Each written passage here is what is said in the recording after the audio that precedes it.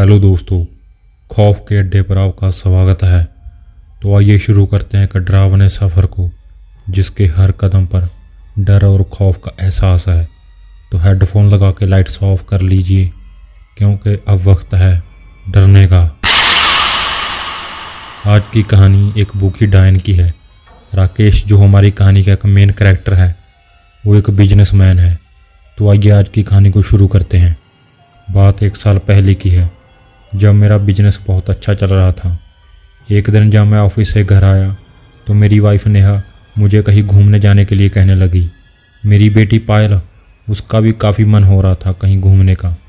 तो हमने हमारे फार्म हाउस जाने का तय किया क्योंकि वो शहर से बाहर जंगल के पास था।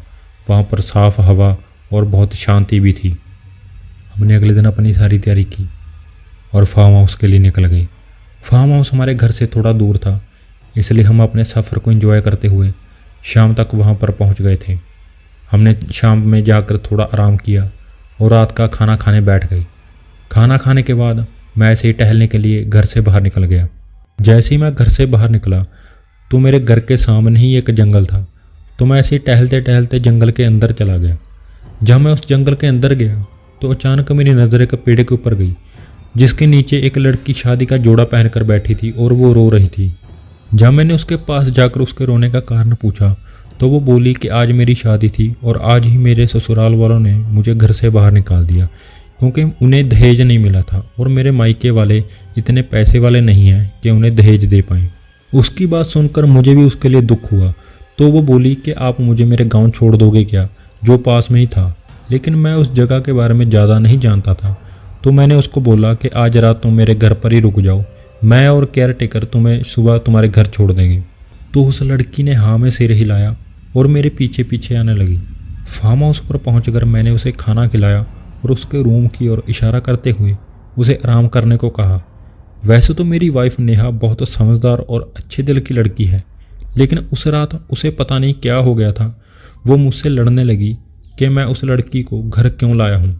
मैंने उसे समझाने की कोशिश की लेकिन वो मेरी बात सुन ही नहीं रही थी। उस समय पे ऐसा लग रहा था जैसे उसके ऊपर किसी ने जादू कर दिया हो। तो मैं भी गुस्से में घर से बाहर आ गया। थोड़ी देर घर से बाहर टहलने के बाद मैं घर में चला गया और दूसरे रूम में जाकर सो गया।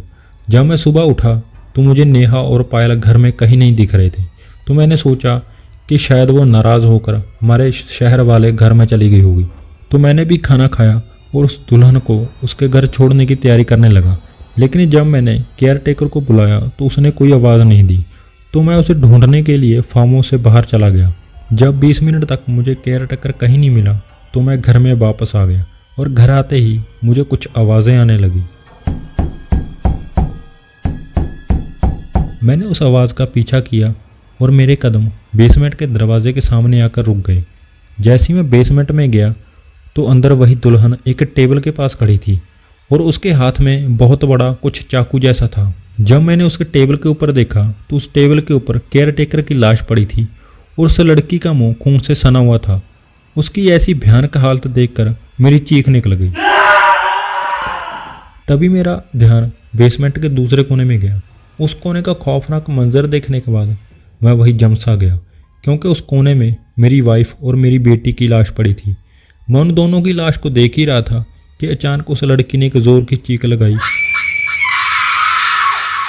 और मैं उसको देखकर बहुत डर गया क्योंकि उसका मुंह काफ़ी डरावना लग रहा था और उसने अपना शादी का जोड़ा एक पुराने मैले कपड़ों में बदल लिया था। मैं तभी वहां से भागा और भागकर गाड़ी में बैठ गया।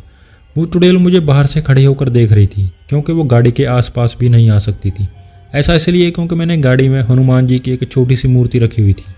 मैं उस एरिया को छोड़कर भाग गया लेकिन मेरी हालत बहुत ख़राब हो गई थी क्योंकि एक तो उस चुड़ैल का डर था और ऊपर से नेहा और पायल की बॉडी भी नहीं ला पाया।